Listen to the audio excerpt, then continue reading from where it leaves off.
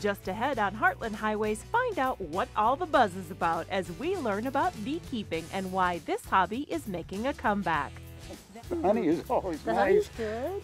The bees are The bees, fascinating. each Other beekeepers are other great. beekeepers, yeah, right. The company's great. Then we'll travel to the Heartland to Springfield, Illinois for a stroll through Washington Park Botanical Gardens. You'll be greeted by our main fountain that we usually change it up every year. You know, in the spring it'll have your tulips and your hyacinths, and it just has that refreshing, welcoming smell. And finally, we'll revisit Pere Marquette State Park near Grafton, Illinois. It's one of the biggest state parks in Illinois. That's coming up, so stay tuned.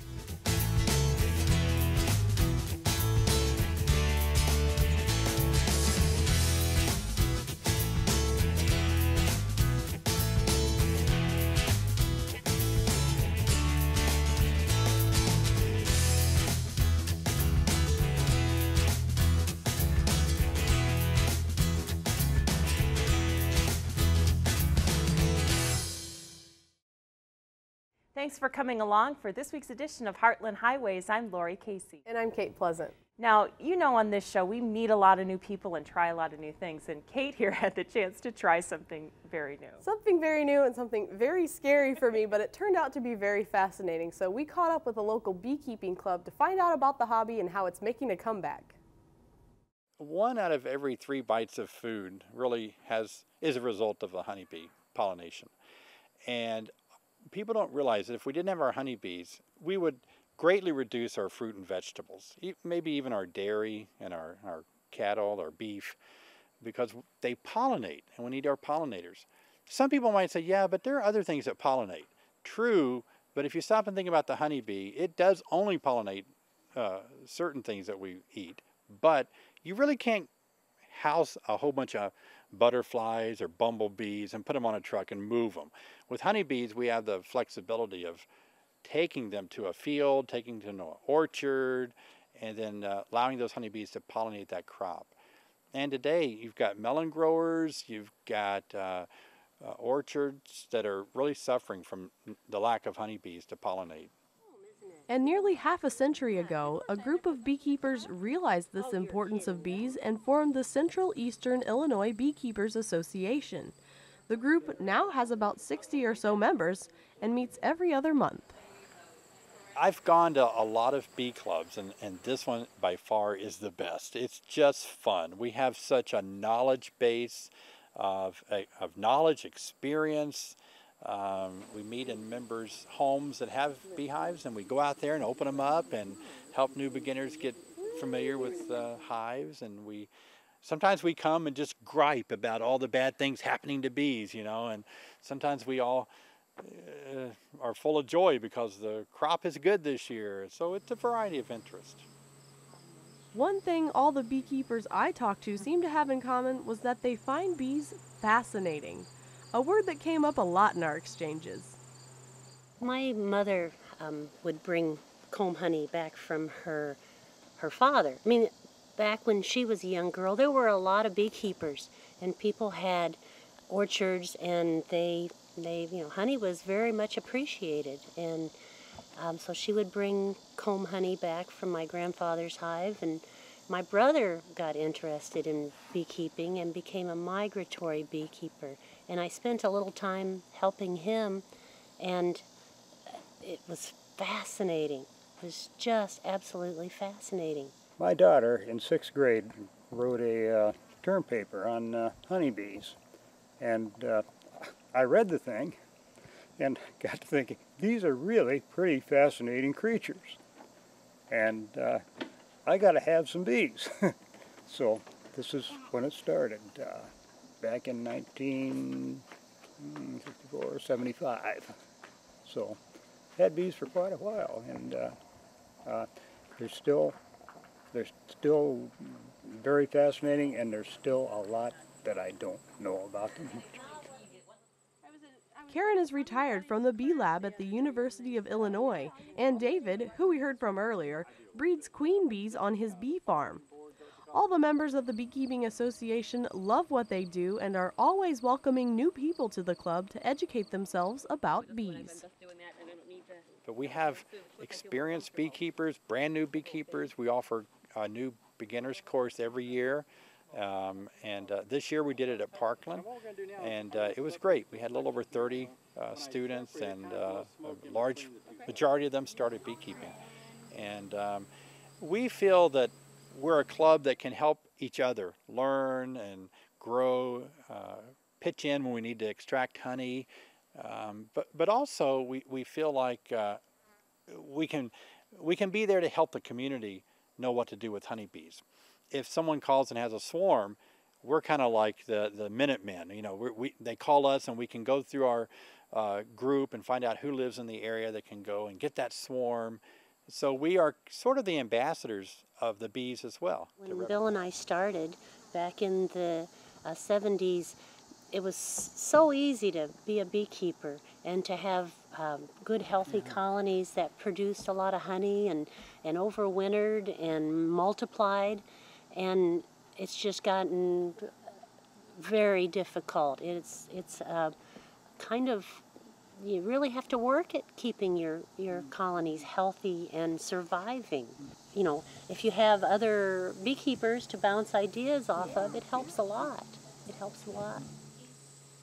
Lynn Callie hadn't even started keeping bees yet when we spoke to her, but she was already seeing the benefits from keeping in touch with the Beekeeping Association.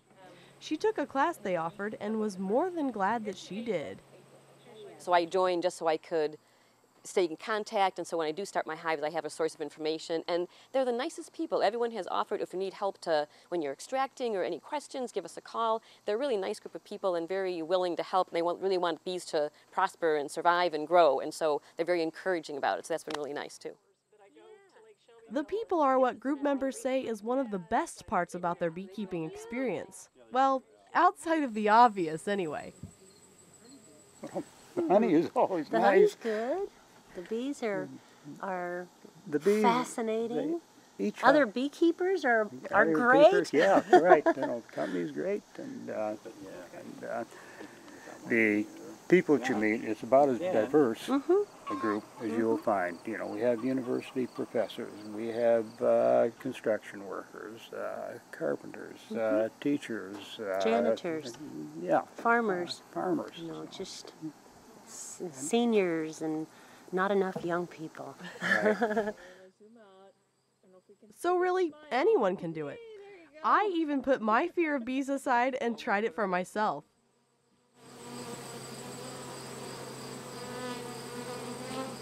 Excellent. You're in the right spot? Yep. There you go. If you ever want to quit your day job, there you go. I don't know about that, but that wasn't so bad. All you need to get started is a little bit of equipment and as much knowledge as possible. You can always link up with your local beekeeping group for help. And once you're set, all that's left on the list of needs is interest and passion. I tell my husband it's a hobby that pays in honey. It's a wonderful hobby, and it's different every year. I love it because I don't do it just for the queens or the honey. I do it for the passion of just knowing more about the honeybee. Some of our favorite adventures were ideas that came from viewers like you. If you think there's a place we should see or a person we need to meet, let us know about it. Just make sure it's in the Illinois, Indiana, or Missouri area. Drop us an email at heartlandhighways@weiu.net. Call us at 1-877-727-9348 or send us a letter to 600 Lincoln Avenue, Charleston, Illinois, 61920.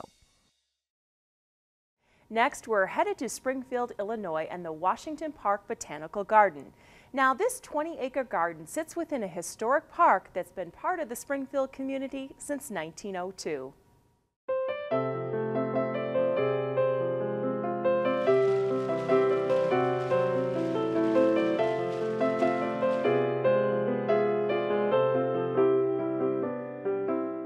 With more than 1,800 different plant species, Washington Park Botanical Garden is one of the region's major horticultural attractions. It all started in 1902 simply as a greenhouse to supply bedding plants for the newly created Washington Park. Then about 1985-ish, it became Washington Park Botanical Garden. In the early 70s, our large conservatory and our greenhouses were built to replace that little greenhouse that was used for outside floral shows. The visitor center and conservatory sits on the western high point of the park and is a great place to start our tour. You'll be greeted by our main fountain that has, we usually change it up every year. You know, in the spring it'll have your tulips and your hyacinths, and it just has that refreshing, welcoming smell. And then it migrates into a different change. Like right now we have large banana plants and we have zinnias of all colors up in the front beds. Up towards the building, there's our perennial border bed. So you're gonna find some of our lovely perennial selections. Further back in our grounds, we have one of the largest rose gardens in Central Illinois. We have over 3,500 plants in that garden.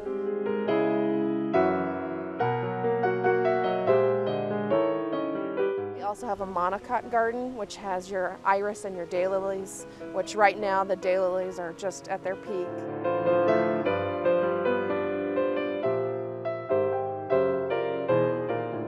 And then we have our shade garden, which of course is going to have your hostas and some of your ferns.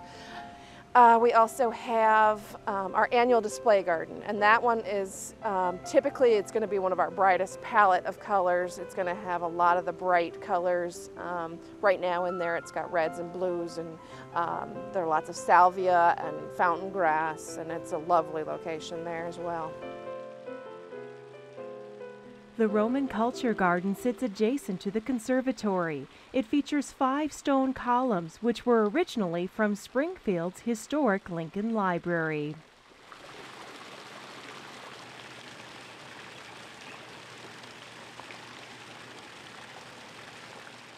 We also have a rockery and a labyrinth on our grounds. It's not one you can get lost in, but it's one that you can leisurely stroll on a path that'll take you in and a path that'll take you out. And the plants aren't going to grow past your knee, so you can't get lost in it.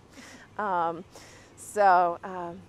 we have a peony bed on our grounds. We also have a bed that was provided through a grant with the Junior League Ladies of Springfield. And that now has All-American Select winners in that garden, so it shows a lot of people what they can get with some of the proven winner plants. So we have a display garden for that. And we have on our grounds also the Angel of Hope, which is lovely it has a lovely landscape around it. So there's a lot of different options to see, a lot of different selections. We also have over 50 deciduous tree collection here on our grounds. So, while the outdoor garden features plants familiar to many, the conservatory houses tropical and unusual species from around the world. Part of our greenhouses are really our storage of kind of our archives of our plant collection, and we'll trade them out into our conservatory so the viewers can see them. But a lot of the ones in there are from all over the world. We have the continents represented in the conservatory to show you some of the plants that you wouldn't see here in Springfield.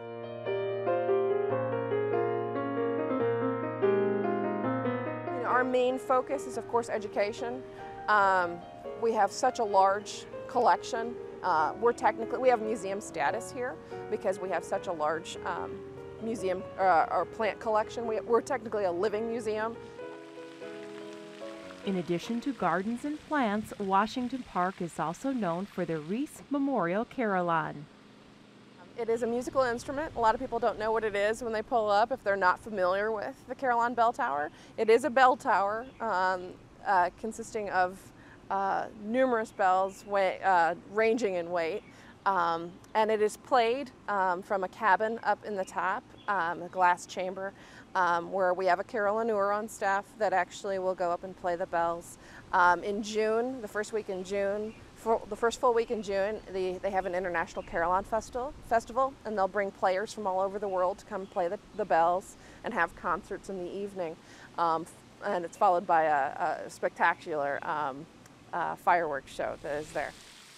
In the summer months, they have concerts on the weekends and on Wednesday nights. And then they have hours later in the week and tours. During our visit, the Carillon was undergoing some renovation, which allowed us to see the bells up close. The Botanical Garden is just one part of the 150-acre Washington Park, where there's a lot to see and do. Within the park itself, there are tennis courts, a nice large playground that was renovated a few years back. We also have a preschool in one of the historic buildings that's in the park, and several other lovely little spots. The park is opened year-round, as well as the Botanical Gardens Visitor Center and Conservatory, with special events held throughout the year.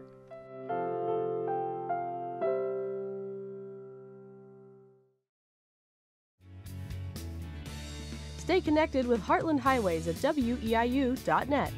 You'll find us under the Television tab. Learn more about upcoming episodes and get contact information for the people and places featured on the show, as well as past season.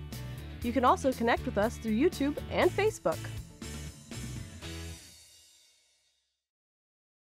Just north of St. Louis, near Grafton, Illinois, I had the chance to spend a beautiful fall day at Pere Marquette State Park. Known for its extraordinary fall colors, which you'll see in this story, Pere Marquette is one of the largest parks in Illinois.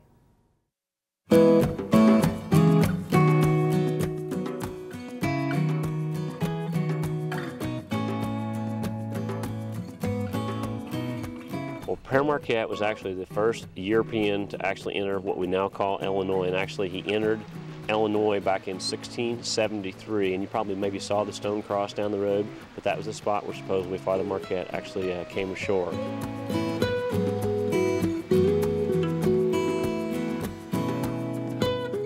The lodge was actually built on top of a very near an Indian village site, and it's thought that Father Marquette actually camped with the Illini Indians kind of right in the lodge vicinity or lodge area.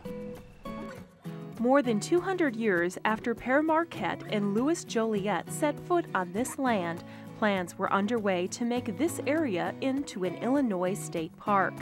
In 1931, 2,605 acres were purchased for the park, which was originally called Pisa Bluff State Park. Several landowners that got together. The McAdams family, which McAdams Peak is named for, was instrumental in getting the ground together, getting the money together to purchase the ground. Eventually, more acres were added, and the name of the park was changed to its current one. With more than 8,000 acres to discover, around every corner and along every trail, you'll find diverse natural beauty. First of all, you have the rivers, you have the backwater lakes. We are right now standing at a prairie, so we have, I think, 5 different hill prairies that are located within the park. We have a lot of huge oak and huge hickory trees, a lot of wildlife. We actually have a fault line, which a place where an earthquake actually occurred, called the Capogras fault line.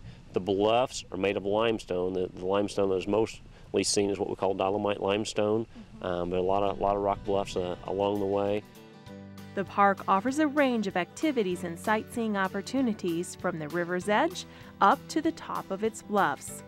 From the Twin Mounds overlook, you can see the St. Louis Arch on a clear day and get spectacular views of the Illinois River. Like other state parks in Illinois, many of Pere Marquette's trails, roads, and cabins were built during the Depression era by members of the Civilian Conservation Corps.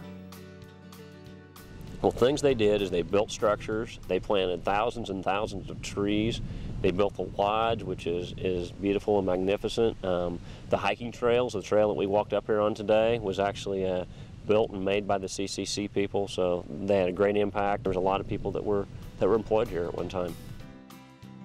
Those projects are still in use today by park visitors. One of the most prominent CCC projects is the park's Lodge and Conference Center. A neat building, and the original part of the lodge is still there, the big tall beams, the fireplace, which is 700 tons of stone, but the lodge was built back during the Great Depression, the 1930s. Originally started out 15 guest rooms, now it's a total of 50 guest rooms, so it has grown quite extensively.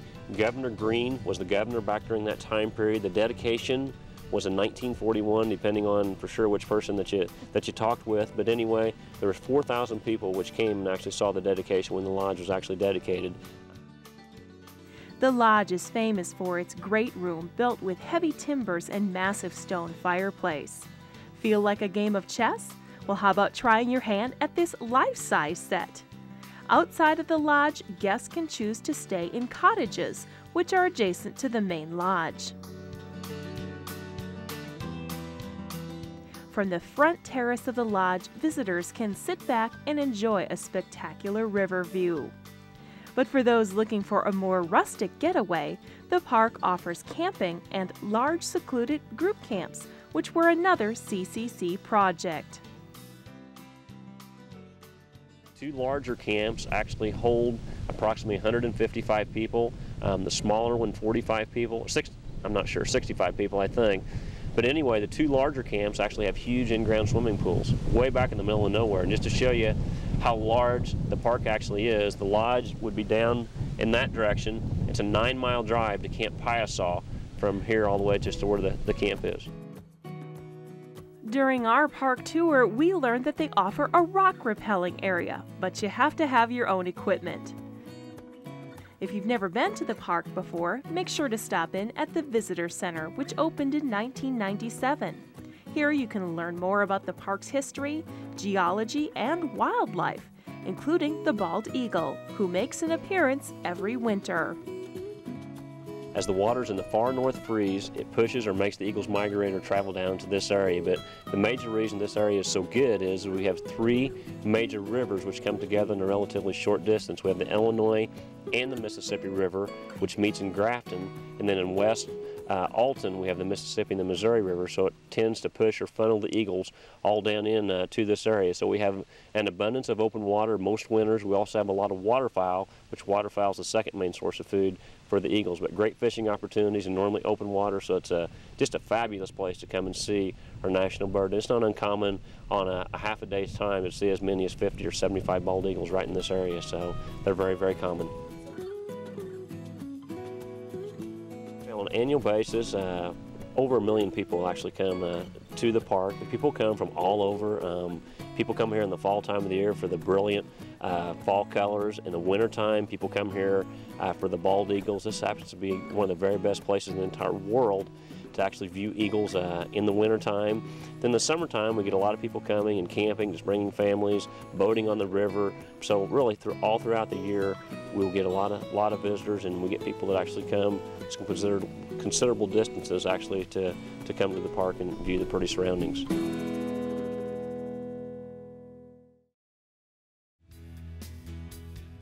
If you'd like to purchase a copy of any Heartland Highways program, contact us at 1-877-727-9348 during regular business hours. You can also visit our online store at WEIU.net or mail in your order with a payment to the address on your screen. DVDs are available for $25 each.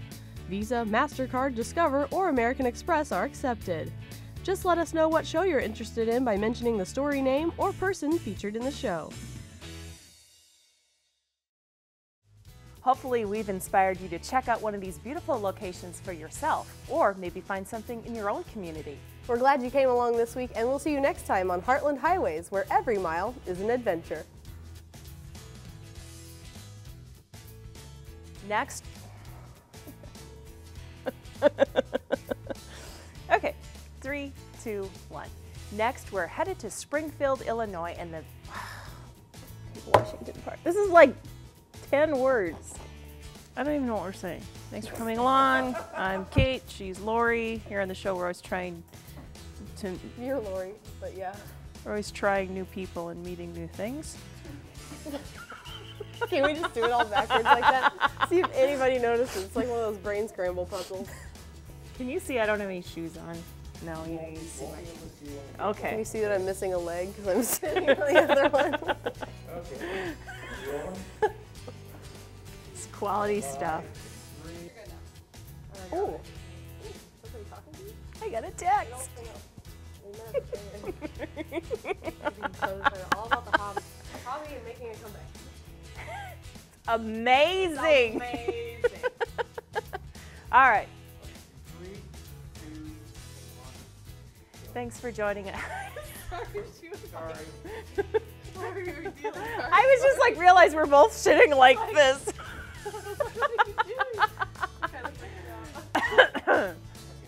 North of, was it north of St. Louis? North of St. Louis. Yes.